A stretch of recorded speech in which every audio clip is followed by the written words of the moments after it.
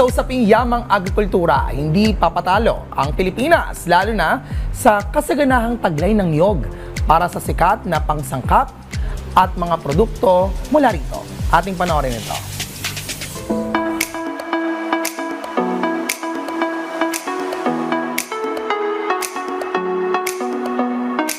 Kilala ang Pilipinas bilang isa sa mga pinakamalaking coconut exporters sa buong mundo.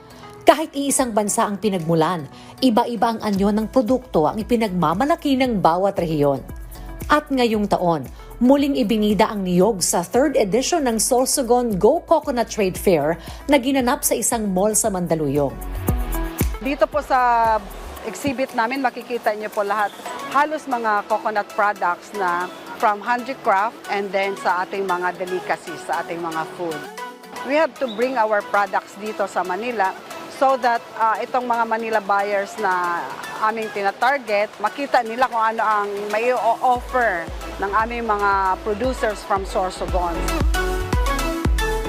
Layunin ng trade fair na ipalapit ang mga produktong galing probinsya sa mas malaking merkado. Tampok dito ang iba't ibang gawang sorsogon, mula sa mga handicrafts hanggang sa mga delicacies at inuming gawa sa katas at bunga nito. Kasama rin dito ang mga modernong produktong ipinagmamalaki ng mga MSMEs na patunay ng pagiging malikhain ng mga Bicolano. We have 27 MSMEs or producers, individual producers.